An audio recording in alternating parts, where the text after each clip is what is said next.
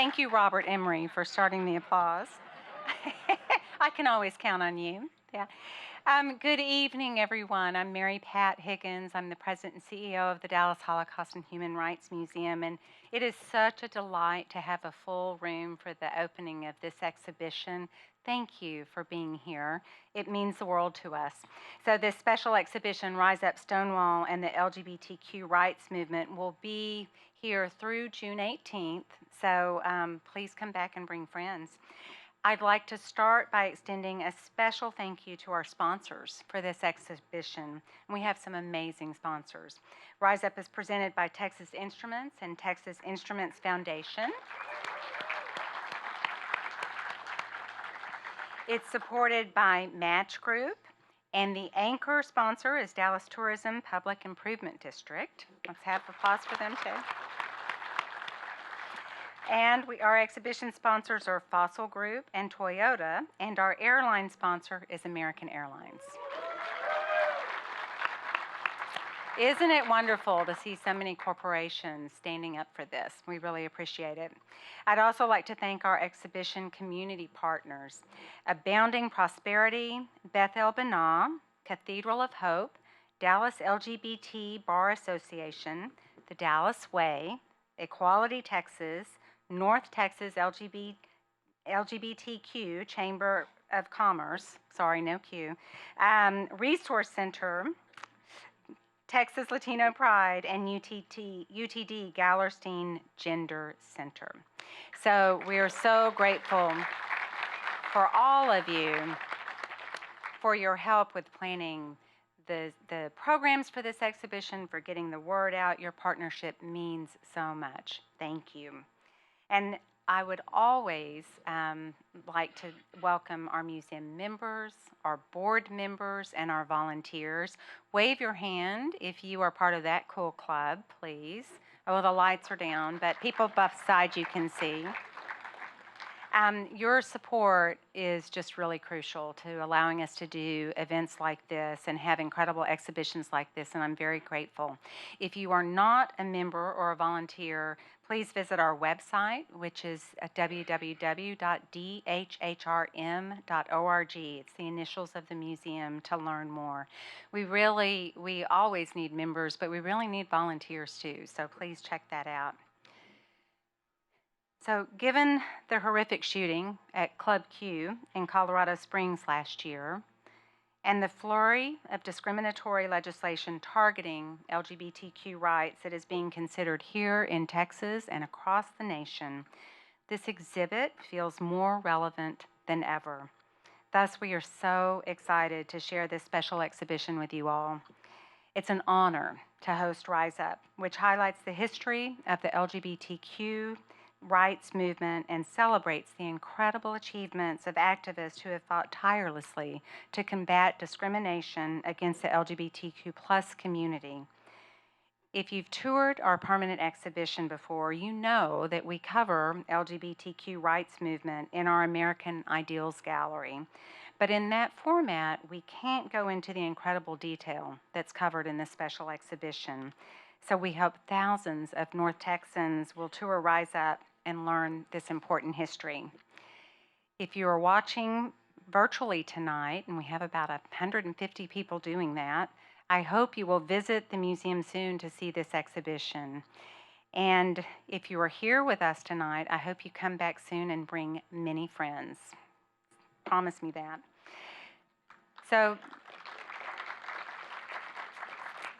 before I introduce the panel for tonight, I would like to welcome a very good friend of the museum, Andy Smith, Director of Giving and Volunteering for Texas Instruments and Executive Director of the Texas Instruments Foundation, to share a few words on behalf of our presenting sponsor. Andy, thank you so much for your leadership in the community and your unwavering support of the museum. Oh, thank you, Mary Pat. And good evening, everyone. Wow, what a crowd, huh? Full house and 150 people online. It's terrific. It is indeed a pleasure to be with y'all tonight and celebrate the opening of this really important exhibition. Texas Instruments is delighted to serve as the presenting sponsor of Rise Up and to help bring this important historical lesson to a new audience for a new era. And as a gay man and a TIer, sorry, I'll choke up, but I'm especially proud that my company is the presenting sponsor of this exhibition.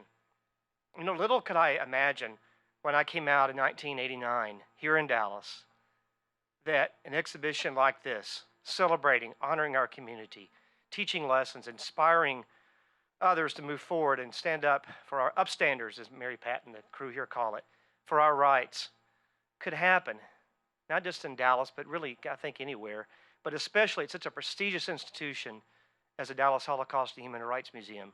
Little could I imagine that companies like Fossil and Texas Instruments and others in this community would stand up and support our community because, you know, we weren't always kind of cool back in the day. So it means a lot to me, and I'm sure for my other TIers as well. The other day, my friend David Taffet was talking to me about for an article in the Dallas Voice, and he asked, why is Texas Instruments supporting this exhibition? I said, well, really, it's pretty simple. You know, the Holocaust and Human Rights Museum's mission perfectly aligns with TI's value of inclusion, and especially when you think about the work they're doing with students. Mary Pat tells us about the thousands of students that come through this museum every year, and even online, reaching out beyond just Dallas, but because of the internet, cities and around our state and our country, and really helping them to learn the lessons of the Holocaust so that it may never happen again, and also educating about other civil rights movements and genocides to ensure that we have a more just, equitable, and fair society. And I think it's also very cool and very timely that this exhibition is opening the 30th year of TI's LGBTQ Employee Resource Group, the Pride Employee Network. So at Texas Instruments, we have been on this journey now going into our 4th decade.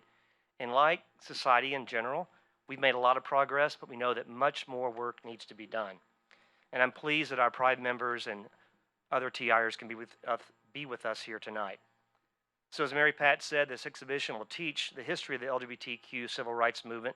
It's a chance to honor all those who paved the path, who've gone before, who still continue the fight, and also inspire the next generation to carry on the work. Because do not forget, we have to inspire those young folks to carry that work on. So thank you, Mary Pat, the Dallas Holocaust and Human Rights Museum, your board, your staff, for all that you do. We are so proud to support you in this exhibition.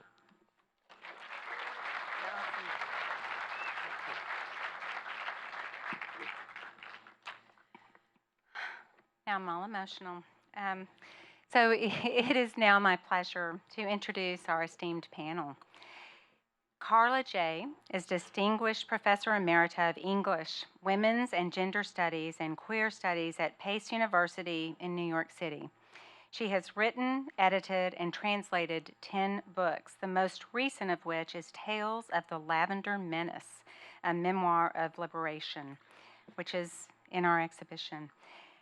She was an early member and first woman chair of the Gay Liberation Front, a member of Redstockings, and a founder of Radicalesbians, which staged the famous Lavender Menace takeover of the Second Congress to unite women. Woohoo, exactly.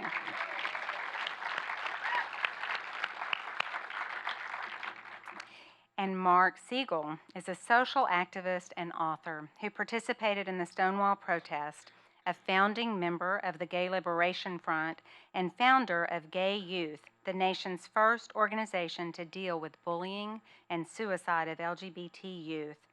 He created a campaign to disrupt live TV shows and protests so that they could cover LGBT issues fairly. And when you go back to the exhibit, look at the center interactive, and when you read about ZAP, you'll see Mark's work. It was amazing. Interrupting Walter Cronkite.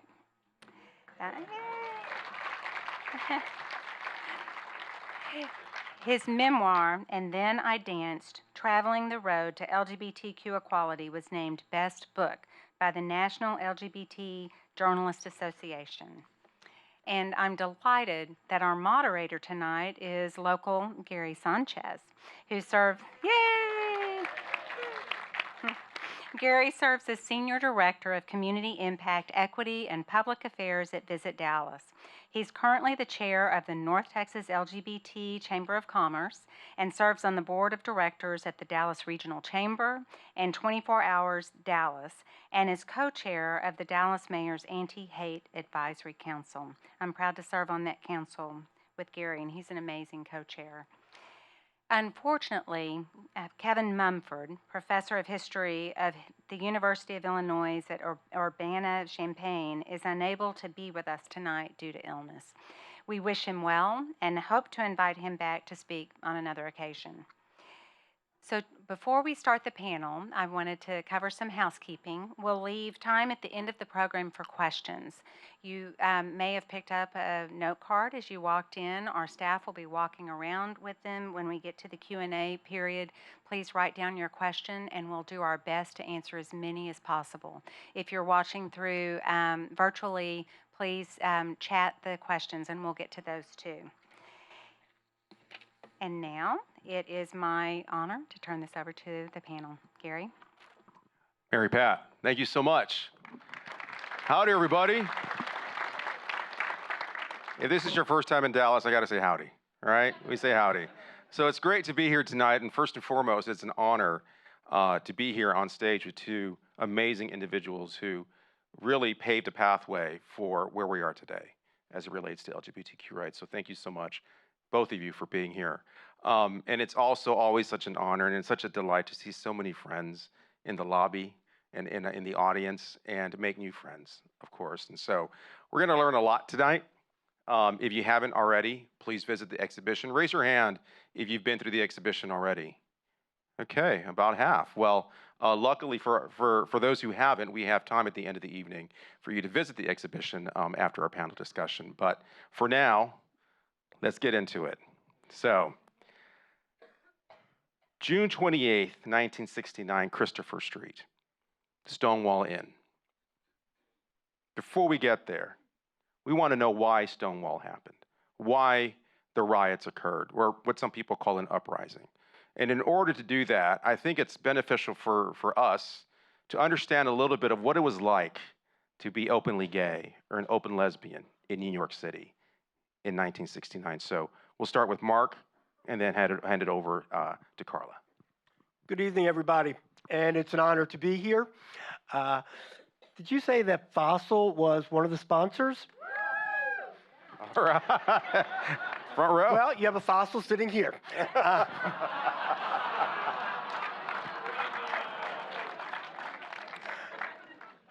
So I wasn't always a fossil. I was born in 1951, meaning I grew up in the 1950s and the 1960s. See, I told you I was a fossil.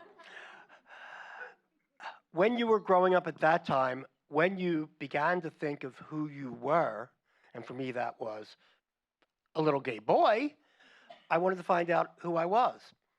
Now, if I turned on TV, nothing. If I looked in the radio, listened to the radio, nothing. If I went through newspapers or magazines, nothing. We were censored. If I wanted to find out who I was, I might go to a library. And hidden in a library, there might be 5 books. And amongst those 5 books, I would find that they were all in the psychological or the criminal section. I was a criminal.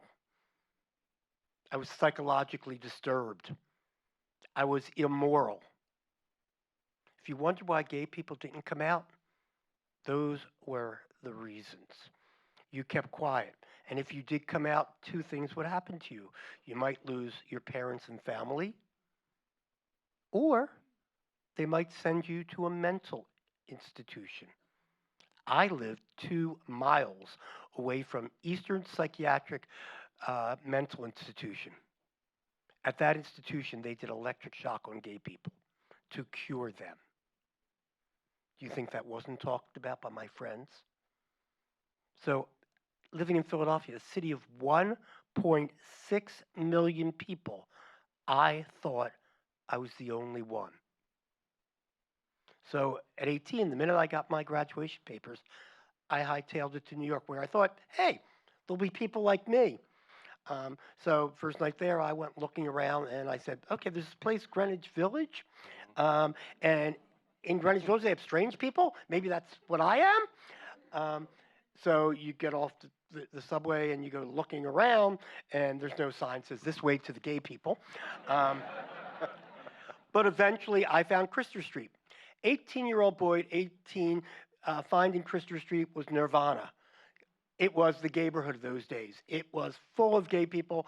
I immediately met people, started talking, got friends. For the first time in my life, I had friends that were like me. First time in my life. And my life was spent on Christer Street every day and night on that street. And typical for me was you would go there 3, 4 in the afternoon and you would walk up and down that street from Greenwich down to the river and back again. You might stop in the Silver Diner, Silver Dollar for a cup of coffee or some soup. But at midnight, around midnight, there was one place you always went. And that was the Stonewall. You know why you went to Stonewall? Because it was the only place that gay people could dance, hold hands, kiss, or hug in the entire city of New York. The only place. And in order to do that, it was totally illegal. Totally. Didn't have a license because in the state of New York, in 1969, it was illegal to serve a homosexual. You lost your license. So that is why I was there. That was the pent-up anger that was in me. And when we went in that bar and danced a little, enjoyed our friends, all of a sudden, lights blinked on and off, and the cops come barging through the doors. They start taking people and throwing them up against the walls, yelling every profanity you could possibly imagine, taking the older people and asking them to take their wallets out and taking their money. And my thought was, gee, we should call the police. And it was at that moment that I said to myself, these are the police. And this is what society thinks of us. And one by one, they started, when they did everything they possibly could do, they let us out one by one, carding us in an illegal bar. Does that make any sense? To make sure we were over 18. Most of us had fake ID anyway. And this was a regular occurrence. Yeah. Right? Oh, yeah. Yeah. What was different about that night was the fact that they slammed through the doors and they broke up the bar with axes, smashing bottles. And they didn't usually do that because this was a routine thing, as you said, and they would come back for money all the time. They were literally destroying the bar this time. And they were angry, so we were a little angrier. But as we got outside, some of us formed a semicircle around the doorway.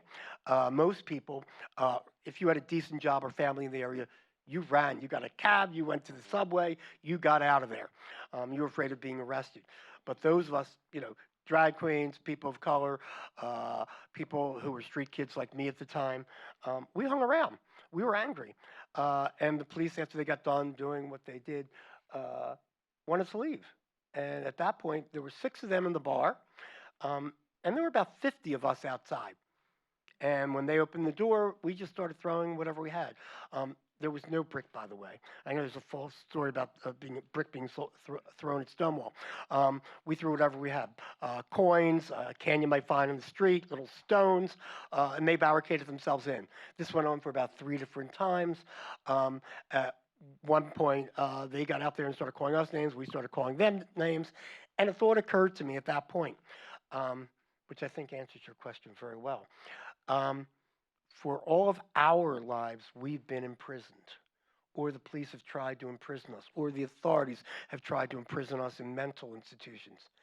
This was the first time that we were imprisoning them. Yeah. Well, thank you. Thank you, Mark, and thank you for sharing a little bit of what it was like to grow up in Pennsylvania, in Philadelphia. And I think many of us in the room can relate to a certain degree of those feelings and those emotions. So thank you for sharing that with us. Karla, you were in New York. Yes. And what was that like for you, being in New York in 1969? And you weren't there the first night of the riots, but you joined soon after. Well, to be a lesbian in New York in the 1960s. Generally, women have less money than men. So the organized crime people only had one bar at a time for women. And bars were not integrated. They weren't integrated in any sense. They were segregated by race, and most of the bars that had men weren't extremely welcoming to women. I did not hang out at the Stonewall. I went in there once looking for lesbian bars, and they said, Goyle, go over here, But it did have good dance music, and I knew people who went there. Lesbians went to a bar on 14th Street at that time that was called Cookie's. And Cookie was sort of the front for the bar, and she kind of paraded up and down the bar in a crinoline dress, and she had blonde beehive hairdo that had been sprayed into place in the 1950s and was still perfectly in place there. And she was not nice or welcoming, and if you sat at the bar, she would come over once in a while, and she would take her cigarette out of her mouth. It was sort of dangling there perpetually, and she'd take it out, and she'd kind of aim it at you, and she said, Goyles, because she was also from Brooklyn, Goyles, if you want to talk, go to church and talk in a pew. Order her another drink. And then you'd pay for it, because you're more afraid of Cookie than about anything else. The other thing, although now people romanticize the bars of the 1950s and 60s, the other thing was that there were 2 single-seater bathrooms at Cookie's, and you had to get in line to go to the bathroom long before you had to go, because there were only these 2. And there was a guard outside the restrooms. And as you got to the front of the line, she would hand you 2 sheets of toilet paper, because you were a pervert and you were not to be trusted in a bathroom by yourself. So, this was, very humiliating. I mean, how did they know how many sheets you needed? And, it was really not great. But we went there, we went to the bars because we didn't have any other place to go. There weren't coffee houses, there weren't community centers. I didn't even know groups. I was a member of the women's movement, and while Redstockings coined the phrase, the personal is political, if you were a lesbian, it was just personal, and they didn't want to hear about it. Redstockings was a bit like a Weight Watchers group where the people talk about food all day long. These were feminists, and they talked about men all day long. So it was a little bit discouraging. However, I have to say that without the women's movement, without the civil rights movement, without the peace movement, and I was at Columbia during the uprisings, Stonewall could not have happened. It was inevitable because of the activism of these other groups. And there were other places that had uprisings before Stonewall, but New York was the media capital of the world. And so when Stonewall happened, it really got more attention. And also it went on for a few days. And the other events were one-night affairs. Now, when Stonewall happened, I heard about it on the radio the next morning, and I decided I would go down and see what had happened. And there was a lot of detritus in the street. There weren't broken windows that have been written into the story in days after. However, as I walked through the village, there were knots of angry people who wanted to do something about this. And we all felt oppressed by the conditions of the bars. And for women, there was something else that was an added factor. Not 500 feet from the Stonewall was the Women's House of Detention. And it was both a prison and a jail. And the difference was, of course, that there were women who had not been convicted, and there were women who had been convicted who were already serving their time. And as you walked under the House of D, as we called it, the women who were inside would call down to their lovers who were calling back up to them. And for someone like me, who was a young woman, who was a little frightened, I was more frightened actually of burning alive in the bar than I was of being arrested, because the backs of these bars were padlocked so that people wouldn't sneak in for free. So that was also a concern. I thought that one day I might be on the outside, and the next day I was going to be on the inside. And the prison stood there until 1973, when it was torn down, as this kind of warning to all of us about what kind of felons we all were. In fact, women inside the House of Detention at one point in history for many years had to wear a big D if they were degenerates. And so it was reminiscent of the Holocaust, and you had a symbol if you were queer. So we grew up, and when the Stonewall Uprising happened, it was really a sea change. I didn't know at first whether anything would happen, but what was important was that people like Mark and myself organized the Gay Liberation Front, people who were angry and who wanted to change everything. And that's what made the Stonewall different. Not the bar or the uprising, but the fact that we were a group that came out of that, and we were determined to change everything. No, thank you. Thank you. And Karla, I do want to appreciate the fact that you mentioned that this wasn't, there were many demonstrations or many other incidents that occurred. And I do want to get to the actual evening and the rest of the evening, or the 5 other evenings that occurred after that. But Mark, can you share of any other demonstrations or protests or anything that occurred that you took part of before Stonewall? As Karla was just saying, as she talks, we both have so many mutual memories. And I'm going to say this just for her. Ho, ho, hey, hey, House of D has got to go. Remember that one? Yeah. We used to march by there, and that was one of our slogans. And sing on Christmas Eve. Yeah. Yeah. No one, they just want to stay in jail when they heard my singing, let me tell you. What makes Stonewall different than everything else is there were other uprisings, whatever you wanted to call them before that. The most famous of which was Compton in 1965 in San Francisco. Compton was a little luncheonette in San Francisco, and drag queens used to go there after the bars closed to have a coffee nightcap and something to wake them up so they could drive home. And the manager there decided they didn't like having those kind of people in their business, so they tried to chase them out, and that created a riot on that street for that one night.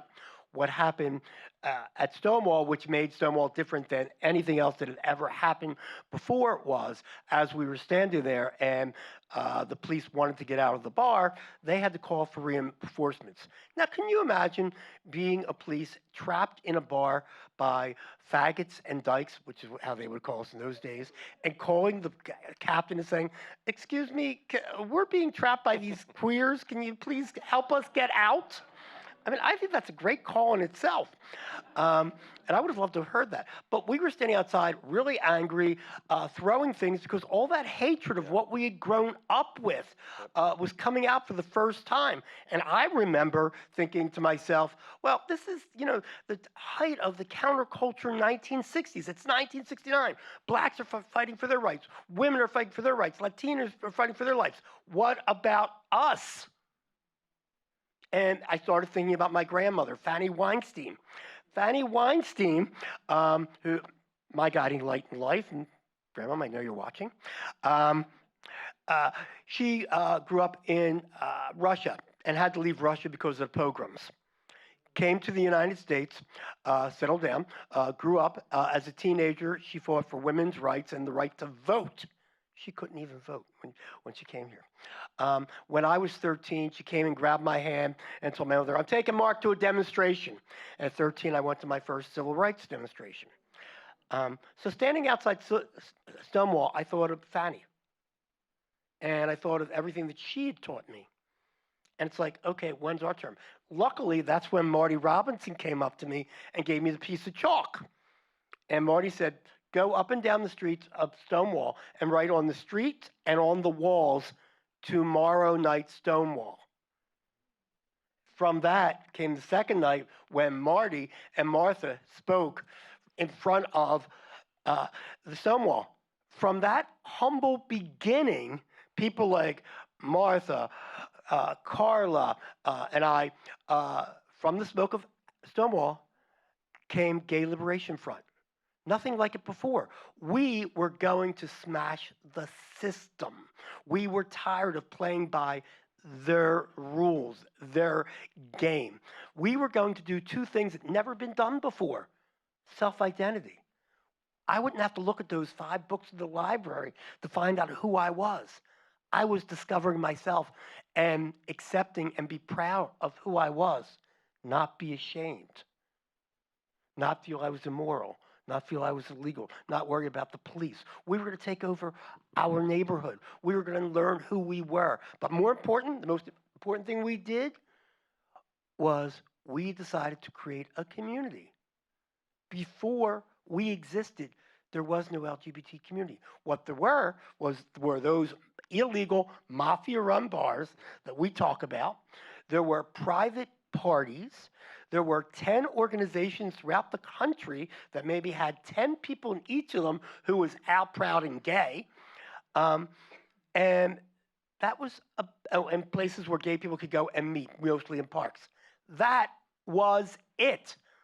Up until Gay Liberation Front existed, there were, as I just said, 10 organizations with 10 people. Count it. That's 100 out people in the United States of America. Sort of amazing, isn't it? So, what did Gay Liberation Front do? We did those two important things, and to create community, we created the first legal organization. We created the first youth organization. We created the first trans organization. We created the first LGBT community center. If all that were not enough, at the end of that first year, to celebrate what we had done and to celebrate Stonewall, we held what was called Christopher Street Liberation Day, which was the first gay pride.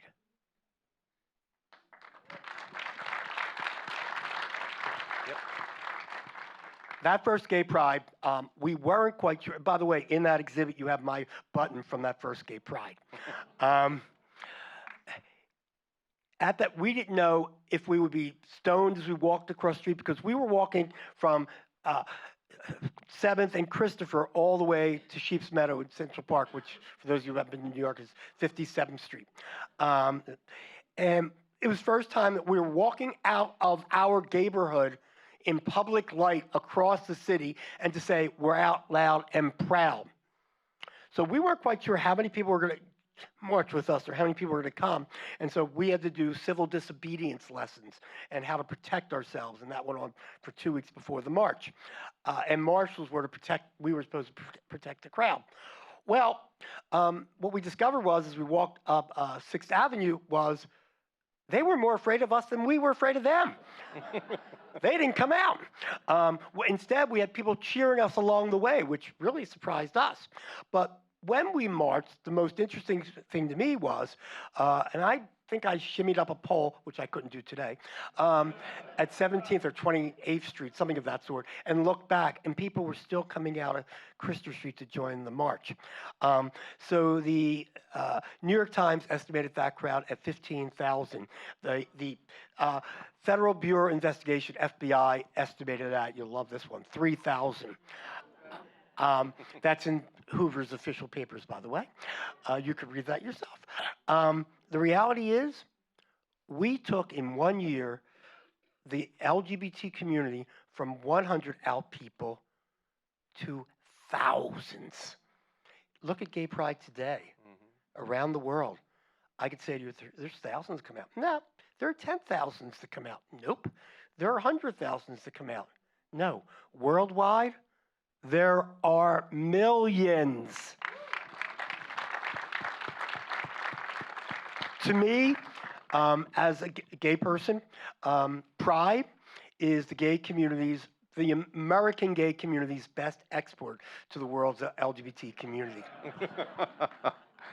So first and foremost, I think Mark's reading my notes here because there's lots of questions. No, not at all. I mean, one of the questions I had legitimately and sincerely is, how do people, I mean, this is obviously way before cell phones, and text, but how did people communicate? How did you all communicate? Let's gather, and you did mention writing on the... Oh, yeah. So those first few weeks, we would mimeograph. Anybody know what a Gestetner machine is? So it was mimeographed, and what I did for that first year, literally, was every single night I was on that street handing out flyers. By the way, that was illegal. I could have got arrested for that. Gay people were not allowed to congregate, God forbid. But after Stonewall, we said to the police, we're taking over this street. It's ours. You're never going to do that again. And we successfully did that. But it was mimeographing, calling people. Karla? Yes, well, about mimeographing. Basically, that's what people did. They were mimeographing ditto machines. And one of the problems we had in organizing was that, and people will kind of identify with this today, because, today we find bakers who don't want to put, gay icing on their wedding cake or whatever their problem is. I don't know. They have no pink icing. They have no pink purple flowers to put on top. But back then, a lot of printers would not print what we wanted. If we had a flyer or a demonstration and we wanted to, mimeograph things and paste them to telephone poles and things like that. So we had our tricks, one of which was we had allied organizations, like there was a peace organization that would run it off, Alternate University, which was a leftist Maoist university. They would run it off. They had a mouse called Chairman Mouse who would destroy documents for us. He had a voracious appetite. But the way we got things run off often was we went to Chinatown, and those guys, they didn't read English. So if it said, here, because they were printing menus all day long, so we'd say, here. They didn't know what a dike was, so they just ran it off and gave us the bill. So we were clever, and we had telephones. My phone was tapped, of course, by the FBI, and also it turned out the New York City Police Department. They had this group. They had this part of it called the Red Squad, and I was part of a famous case called Handshoe versus the City of New York, which was commonly known as the Red Squad case, and they were tapping our phones and often just, sending agents to meetings and stuff. And when you picked up the phone in those days, they were, the kind with a dial, and you picked it up, you got dial tone. But when they were tapping the phone, you'd pick it up and there was this kind of silence before the dial tone came on. And once I heard two of them speaking to each other on my phone. What do you think she's up to? They said. So I thought, oh my God. So I thought, if you let people stop you, they win. Right. So I said to my roommate, I said, go to the corner and we used to have, remember, payphones? So we had one of those. So he went to the payphone, and he called me up, and he said, we got this H stuff. I'm going to drop it into a phone booth at 3 a.m. And he thought of the worst corner in the city he could think of, and we'd send them out, on these fake drug runs. That was all we could think to do to kind of amuse them. But that it was not without risk, I have to say, the whole thing. But we did kind of call each other. People then called others, And we just were very determined and ornery. You know, we were probably more stubborn than we were smart. I just want to add one little anecdote. One time when we organized the first lesbian dance, some of the people who were more foolish than I was even went into Cookies to give leaflets out. I was not going to go in there and confront her and her 3 goons.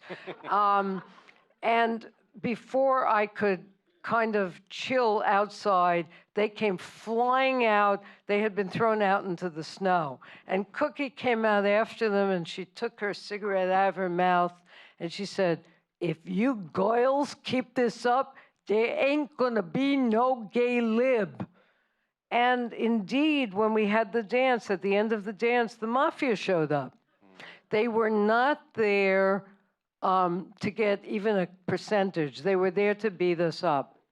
I got out the back door, and I ran and I called our lawyer, Flo Kennedy, who was a black, she was a lesbian lawyer, and she called the real police and the press, and they left, but they beat a number of the women up. And as they were going, this was the spirit of the day, as the mafia was retreating down the stairs, you know, one of the women stuck her head into the stairwell after them and said, "Next time, bring your sister."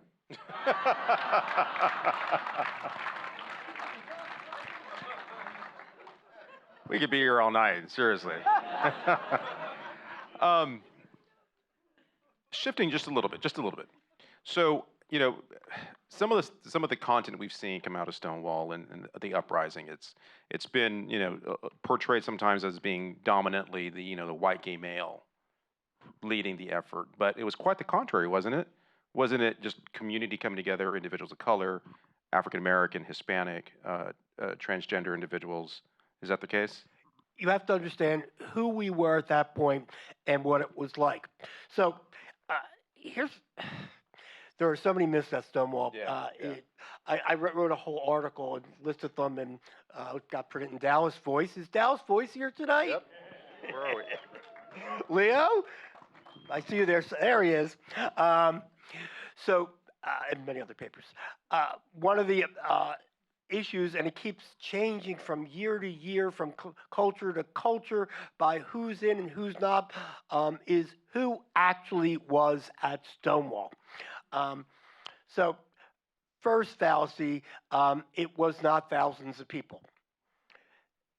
Most people, I told you what the culture in America was like then. You were immoral, you were illegal, so forth and so on. So most people ran. The only people who stayed behind were people who could afford to stay. Those of us who were on the street, basically, those of us who were poor and didn't have a job, those of us who didn't have families. I was doing an interview, and the BBC reporter said to me, "Well, you were homeless at..." I said, "I was living at the YMCA," and I mentioned this to my husband. He says, "Yeah, you were homeless." And I never thought of myself as homeless at that time. But that's who we were. That included my drag queen friends. But Stonewall was a place where people who wanted to be themselves would go into. And as an 18-year-old, what do you want to do? You want to dance your ass off. So that's why I went there every night. I wanted to hug my friends and be with the people I cared about. But what caused Stonewall more than anything else was the anger. And what Karla said is true. It wasn't a riot in the sense that you saw broken windows all over the place. It was a riot in the fact that we entrapped the police. The police had to call for reinforcements. They tried to clear the streets of us. We continued to fight back in the sense of writing on the walls and then refusing to leave the streets. Then saying, "We're coming back tomorrow night and we're speaking from the same steps. We dare you to come back and try to take us away." Guess what? They didn't. And we were there the next night and the next night and all throughout that entire year until we created Gay Pride directly on that street. and marched to Central Park. Karla? I mean, to answer your question, the Gay Liberation Front was quite diverse. The organizations before Stonewall were not. They really were not. But the Gay Liberation Front, I often say, was like a large dysfunctional family. And all of the members of that family were there. So there were men and women. We had quite a few trans people, not just Marcia and Sylvia, who are well known. There were quite a few others, although they have become the best known of the group. There were quite a few people of color, as we called people back then. There were people who came who had never been in an organization before. There were people from the far left who had been on Vince Ramos brigades. And it really was quite diverse in every sense of the word. And there were people who were into all kinds of sexual diversities too. And I think this is important to acknowledge. There were people who were bisexual, and that wasn't popular back then because bisexuals were called things like fence sitters and so on. And there were people who were into S&M, and there was, there were people who would tell me, I met people who told me that they had sex every night in the back of the meat trucks, which were under the West Side Highway in the meatpacking district. And, I never, I had just graduated from Barnett College. It just made me glad I was a vegetarian, that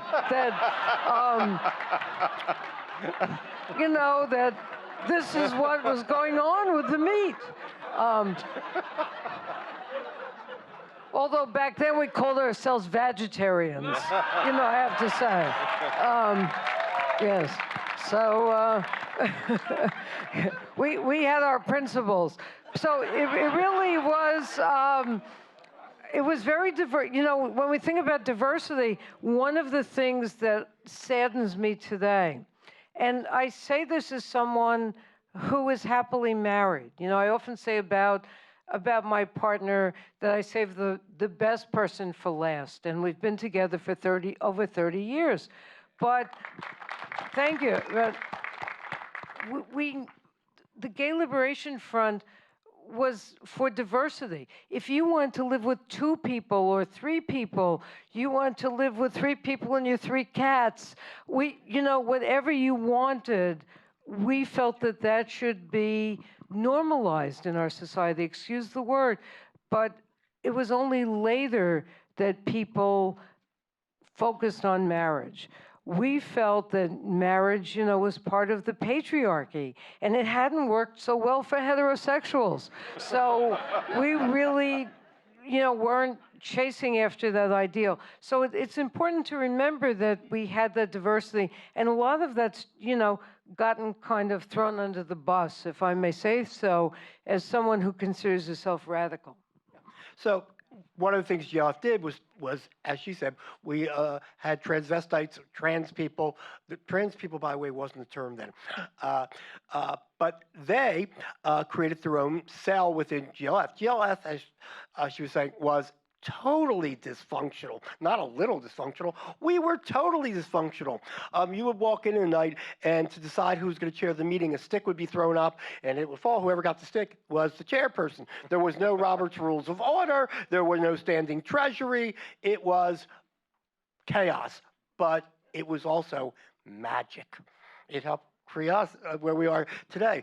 But, that kid who was part of GLF, and I think I was a kid then, when people ask me what university you graduate, I say Gay Liberation Front. But to go through all that we've done and be here tonight and to witness that exhibit, I've been with this exhibit now for 5 years. I was part of I'm proud to say, in a little way, part of the planning of this exhibit when it was just a little model on someone's desktop. And I've seen it come together, and I've now spoken at, this is the 5th opening I've been at for this exhibit. And this exhibit through the last 5 years, through the book, my book, which you can get in the bookstore, by the way, a plug, and Karla's book as well. Give her a plug. It's on order. Yeah. Since my book, since this exhibit, and Stonewall 50, but more importantly than anything else, thanks to my husband of 19 years, I'm finally beginning to accept and celebrate my own history, which I've been afraid to do my whole life, and felt I was bullied about. The best way I can encapsulate what this exhibit means to me and what my life is like is something I've said a number of times, but each time I say it, I get emotional and it becomes more true, but I get to say it with my husband in the room. That little boy of 18 years old, frightened, standing outside of Stonewall, would have never dreamed of the day that the President of the United States, Barack Obama, would ask him to bring his husband to dance at a reception at the White House.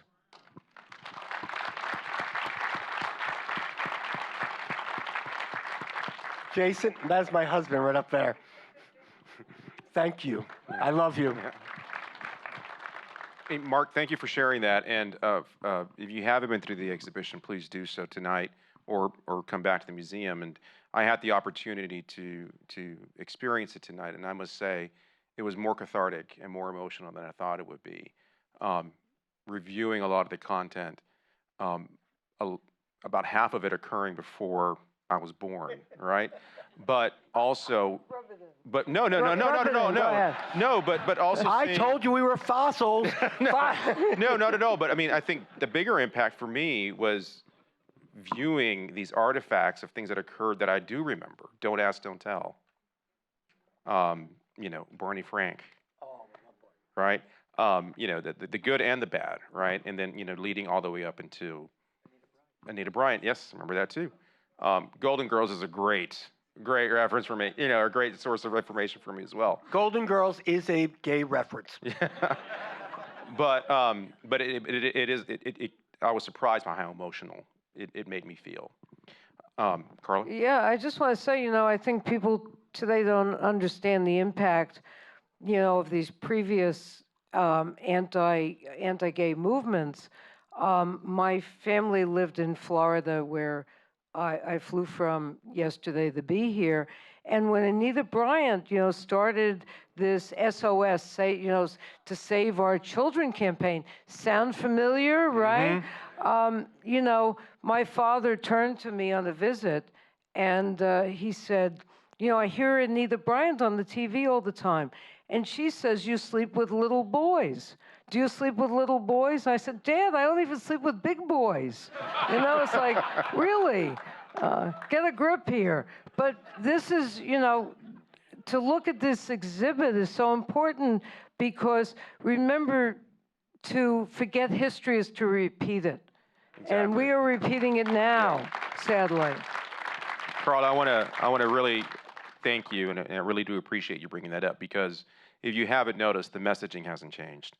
They're going to use the same tactic over and over and over again, protecting our kids, saving our kids, protecting our girls.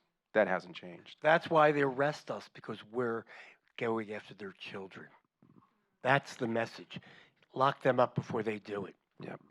So we have a few minutes left before we get to Q&A, and I do want to bring up a couple of things. And so, one, just briefly, the aftermath of the impact of Stonewall. So the mobilization of the fight for LGBTQ rights. We've seen many mobilizations occur, many great things happen, but I want to get to two specific ones, specific to each of you. So, Karla, I'm going to begin with you. And I said I was going to say this word earlier, but I'm not going to say it. Karla's she's a badass. She's a badass.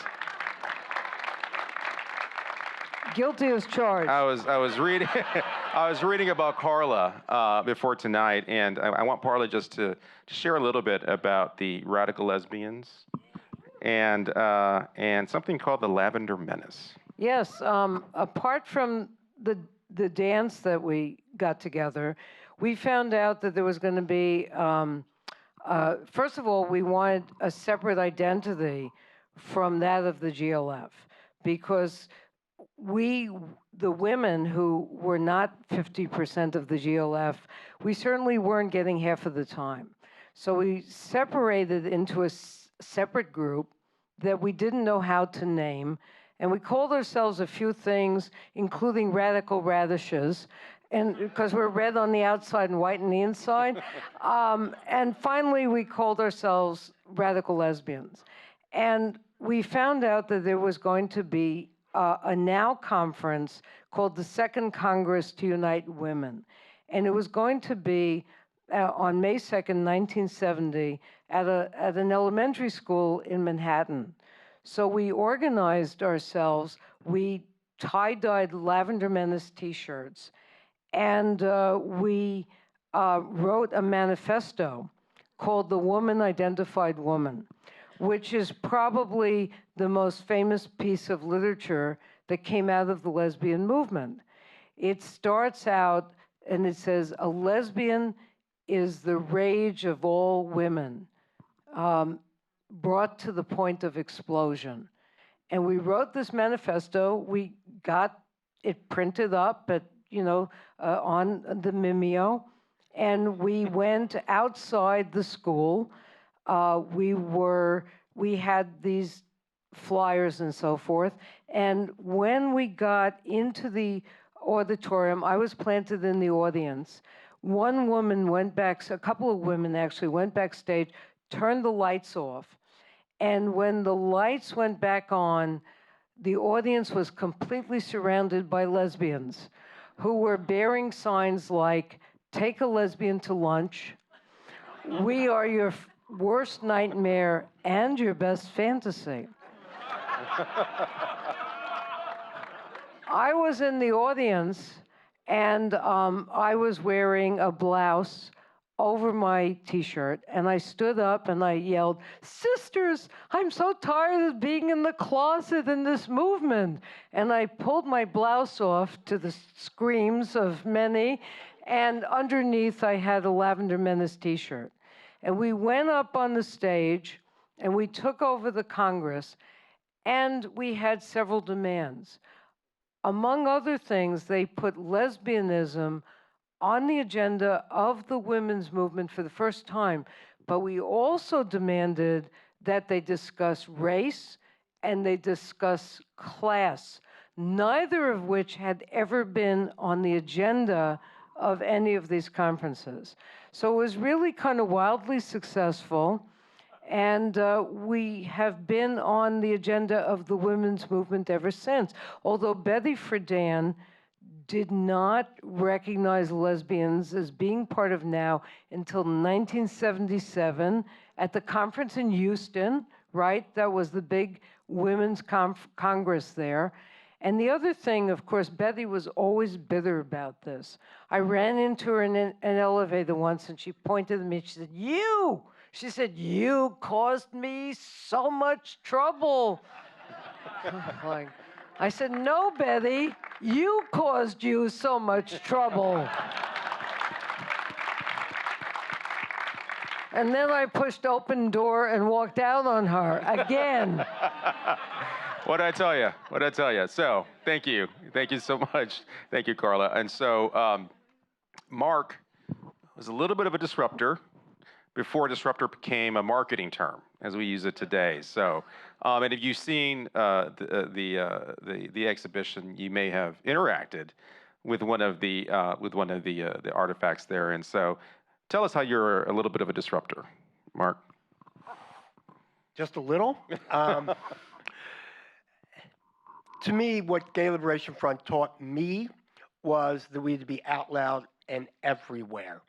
And if we were doing anything, it was trying to educate the public because they didn't know who we were. 5 books in a library, a little mention in a newspaper article if we have a riot, literally, little. They called us Queen Bee stinging the police. That was the headline for Stonewall. And I realized we were getting nowhere fast. So in 1973, I organized a group called Gay Raiders. And our goal was to get us somewhere we'd never been before: television. Well, if you want to reach the mass public at that time, everybody watched TV. They weren't listening to radio stories on the radio. But if you watch the evening news, Walter Cronkite, his viewing audience that night, remember there was only ABC, CBS, NBC, and this fledgling little thing called public broadcasting. That was it. There was no ESPN, no CNN, no Fox News, no MSNBC. Poor Rachel Maddow couldn't get a job. She couldn't get a job at that time anyway. And the thought of that concept, Rachel Maddow was only a concept. A lesbian or a gay man on TV news? What about a gay person, as a situation comedy? None of them existed. So we had to break that. So I came up with the concept of disrupting TV until it invited us in, similar to Stonewall. So on November 3rd, 1973, I had found my way into the studio of the CBS Evening News, and as Walter Cronkite was reading a story about security procedures for the President of the United States, their security slipped up, and I slipped between him and the camera, sat on his desk, and into the camera said, "Gays protest CBS prejudice." Within a second, this went over the air because it was live. 16 million people saw that. 60 million. I was wrestled to the ground, wrapped in cables, a few little kicks, little bruises, and arrested. I was taken to jail. I was charged with disrupting Federal Communications Act 210, I believed it was, whereby if found guilty, I would be charged up to $10,000 and 10 years imprisonment. We were arraigned and let go. And my lawyer the following day went out and called CBS and said, "We'd like to subpoena Walter Cronkite," and they laughed and hung up the phone on him. He called back and said, "I discovered by New York law that it says if I take the subpoena and Xerox it 100 times and give 50 copies to 50 members of Gay Activist Alliance and 50 to Hell's Angels and offer a $1,000 reward for the first person who subpoenas Walter, it's legal." They said, "Come in at 11 o'clock tomorrow morning." So Walter got subpoenaed. A month later, we're at 100 Center Street, which is where they had federal trials in New York. And we're in the middle of the trial. And the first part of the trial is the prosecution from the Office of the Attorney General saying why we should go to jail. And they do their part. And then our defense comes up. And as part of the defense, we're going to show what actually happened on camera. And to do that, and I'm not kidding you, they had to take a break because they had to set up a projector in the room. There were no TV screens, what have you. So I'm out in the hallway talking to my lawyer, Hal Weiner, who is still with us, thank bless his heart. And as I'm doing so, I have a tap on my shoulder, and I turn around, and the man says, "You must be Mark Segal." I looked at him and said, "You must be Walter Cronkite." And he said, "Why did you do what you did?" And I said, "Because you censor and discriminate." And being a proper journalist, he says, "We do not." And I looked at him and I said, "Yes, you do." And I said, "If I prove it to you, will you change it?" And he just continued to stare. I said, "You had on your show just last week a story about International Women's Day and 5,000 women walking down the street." He says, "That was news." I said, "I couldn't agree with you more." And by the way, the crowd was larger. He said, "Well, that was news." I said, "Well, why didn't you cover the fact that 15,000 gay men and lesbian women walked down that same street 3 months ago?" And he just kept quiet. I go, "You did your first news report just last week, and it was about the failure of New York City Council to pass a gay rights bill for the 3rd time." He said, "That was news." I said, "Why haven't you covered the 26 other cities have passed it?" He turned around, walked over and talked to his lawyers, and they went back into the courtroom. Next up, we called him as a witness. He was our first witness. And we said, when Mark Segal and Harry Langhorn, who was my partner in this little crime, disrupted you, and Walter said, "Excuse me, they didn't disrupt us, we invited them in." Wow. We won that case. And we won it thanks to Walter Cronkite. That doesn't end the story. Walter and I became friends. I'm now the publisher of the Philadelphia Gay News, America's most award-winning LGBT newspaper. And the reason I am such a good journalist, and it is the world's best gay newspaper, is because my mentor was Walter Cronkite. And if you read the book called Cronkite, which is his biography, you'll notice there's a whole chapter devoted on our friendship. So, yeah. That's amazing. Walter was one of the most generous people I've ever met in my life. Thank you, Mark. Thank you for sharing that story, and thank you, Karla, for sharing yours. And so, in the interest of time, we are going to be switching over to Q&A. So if you filled out any of the questions on a card, I want to give it over to museum staff. We can get started, and I've got this little gadget here to keep us going. So, first question. Were there any counter-protests at or around Stonewall? Oh, absolutely not. People, for the most part, didn't know about Stonewall. Remember, media in 1973 didn't want to talk about us. The article I mentioned, which was in the New York Post or New York Daily News, the one Queen Bee's attacked the police. Village Voice, thank you. Village Voice, which was on Christopher Street at the time, at 7th Avenue, did that story. And if you take a look, that was the original story about it. It was written by a homophobic, straight, white man. Mm. It is the story where the myth of Judy Garland was made up. Oh, that's where it came from. That is exactly where it came from. And I won't get into that because that's a 10-minute talk right there. Counter-protest. Yeah, but basically Stonewall wasn't well known by the rest of the world until, 25 years after it actually happened. Literally, it wasn't known. We started celebrating it maybe 10 years after, realizing what it really was, how it sparked the movement. And then for a while, part of our own community wanted to censor Stonewall and Gay Liberation Front. You see, right after Gay Liberation Front, organizations came around, and I like to call them those organizations that were people who wore the little polo guys on their shirts, or and those guys just simply didn't want to think about the people that we were associated with. I mean, I must have about 12 arrests to my life.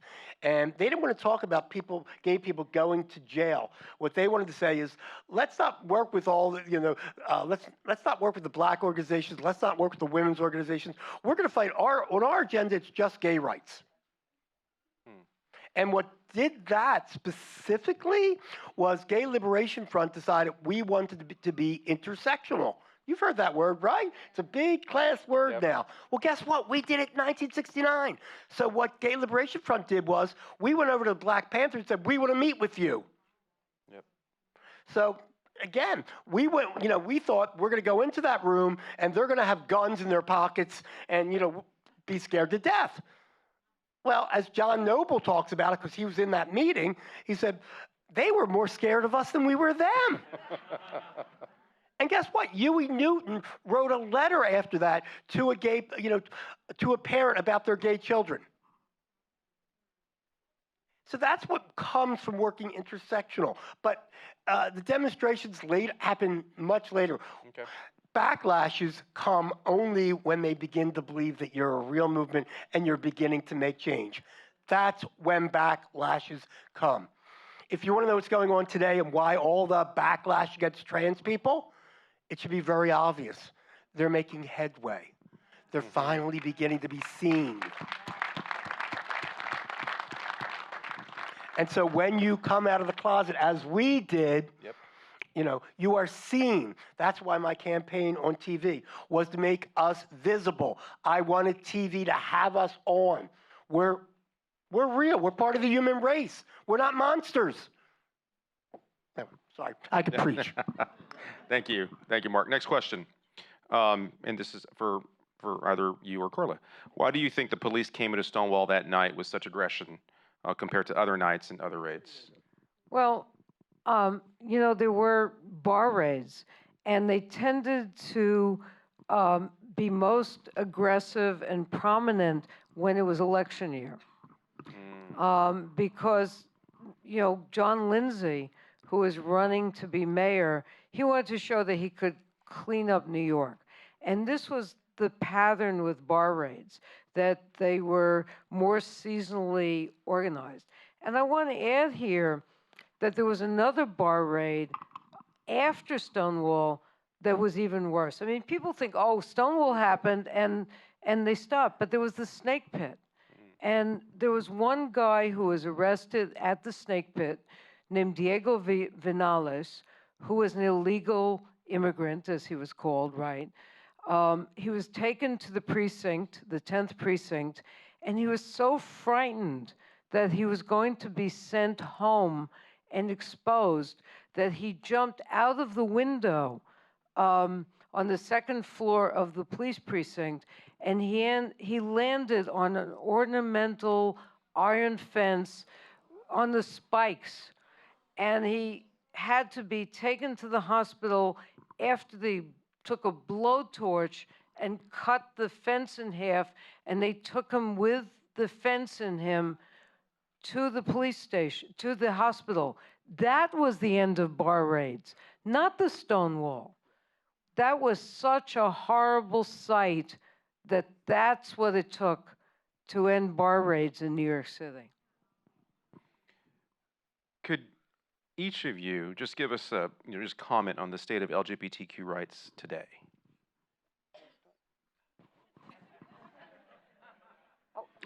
Not imaginable enough. I don't think that they're creative. So we have this bill that's been sitting in Congress literally since 1976 called the Equality Act. So Jason and I got married, 7 years ago? How many years ago did we get married? That was a test. That was a test. Thank you, sweetheart. So we got married 9 years ago. On that day, you would have thought that we could go up to the Poconos in Pennsylvania and ask for the honeymoon suite. No, we couldn't. We could legally get married, but you could still discriminate in housing, employment, and public accommodations anywhere in this country. Now, the city of Dallas or the city of New York or Philadelphia might have a non-discrimination clause that says you can't, but so did they have that same clause in Denver where the wedding cake that Karla spoke about. And guess what happened? They got away with it. That's why the Equality Act has to pass. The Equality Act has been in Congress since 1976 when it was first introduced by Bella Abzug. Anybody know who Bella Abzug is? Bella Abzug was the first, I like to say, feminist to be elected to Congress. She was from New York. Her office was on her first office was on Christopher Street. Loved Bella. I adored her. She got the bill introduced in 1976, and there were only, get this, other than her, 3 other Congress people who would sponsor it. Today, there are 11 openly gay people in Congress and 2 U.S. senators. Tammy Baldwin, who was the first in the Senate. That piece of legislation, she called me a year later and said, "Mark, I can't get this legislation anywhere. Where is it? What's wrong with it?" I was living in Philadelphia. I said, "Well, get me a copy of the bill." She says, "I'll send it to you." We didn't have the internet, so it came in snail mail. And I looked at it, and I mean, everything we have done in our lives has made change and created some kind of change. This is just a little one, a little piece of it that I'm very proud of. So I looked at it, I called her back. I said, "Bella, it's you and 3 other white guys." And she says, "Well," I said, "you need some black people on here." Her line to me was, "Get me one." So I went to my local congressperson. His name was Robert N.C. Nix, and you can Google him. And I'm talking to him about asking Phil, please sign on to this bill. And he looked at me and said, you want me to sign on to a bill that's for faggots and dykes? Literally. And I said, yes, sir. I said, when I was 13 years old, I marched with you around City Hall. I'm asking you now to do something for my community. Robert C. Nix signed on to that bill. Another little footnote about Robert N.C. Nix. He's the founder of the Congressional Black Caucus. Nice. Thank you, Mark. Karla, how do you feel the state of LGBTQ rights today? I think, on one hand, I have to say that there's so much progress that has been made that I never thought would happen in my lifetime. Sometimes I'm really in awe. I have 30-something friends who have, children and families. And in my generation, I was in a relationship with 3 children, but she had them before we were together. And that's what was very typical of my generation. So people have really gotten more and more elements of freedom. And I really am amazed at the size and scope of our LGBTQ organizations. What saddens me is that I don't like the way those of us in our communities that we're always at each other's throats. Not all of us, but there's so much infighting. One of the things I said in my memoir, because this infighting goes way back, I said, the reason, this is really important. I always said the reason that we never had a Martin Luther Queen is because we don't have these elements of a communal background. Those of us in the women's movement back in 1970 at least, we had all grown up as women, and we knew what it was to be oppressed as women. But in the LGBTQ community, we're together because other people hate us the same way. And unfortunately for us, it doesn't always pull us together in this fight. But the one thing that could come out of the days when Mark and I and so many others were fighting after Stonewall is you don't need millions of people to make change.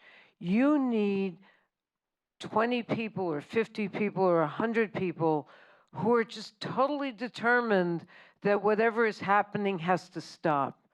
And I don't see a lot of that. We depend on these large organizations. We write a check.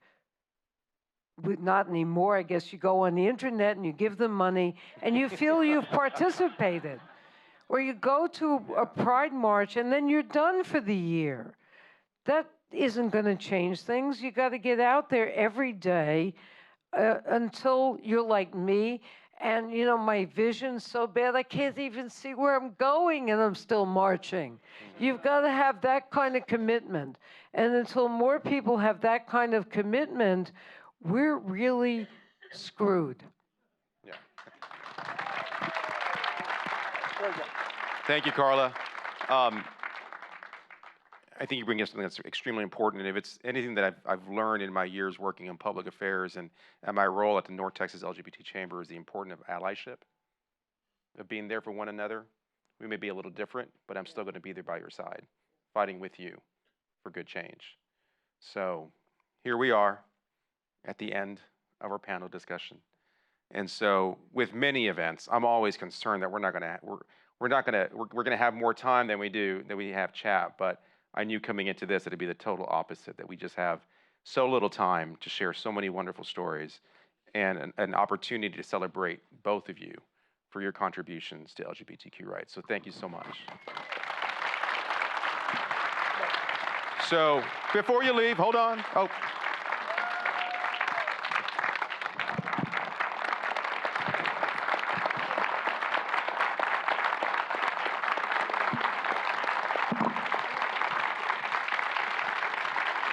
So, Mary Pat. So, before turning it over back to Mary Pat, I do want to say thank you so much, everyone. That if it's anything we do well here in Dallas, is bringing friends together. And this event tonight, this exhibition, this panel discussion was a great opportunity for us to bring two friends back together and bring us together. And I hope after tonight that I've made two other friends and you've made so many other friends. So thank you so much. Thank you so much for that. Oh, my goodness. And for my part, I'd just like to first and foremost thank the Dallas Holocaust Human Rights Museum, specifically Mary Pat Higgins, and of course support staff Annie Black and Caroline Hangman for helping us organize tonight's event. So thank you so much. And of course to all the staff that helped support tonight's event. So Mary Pat, thank you so much. Thank you, Gary. Carla, oh my goodness, Mark, Gary, thank you so much for being here for a wonderful conversation. When you start the journey through our permanent exhibition, you see the definition of an upstander, someone who sees something wrong and works to make it right, and you too are the consummate example of upstander behavior. Thank you. Thank you for being here. Thank you all for joining us tonight. We will keep the exhibition open until 9:30, so if you didn't get a chance to see it, it'll give the garage a chance to clear out. And, so stay with us. Bring back your friends. Tell everyone about this exhibition. And we'll have two more programs throughout focused on this movement throughout this exhibition. So stick with us on this journey. Thanks. Good night.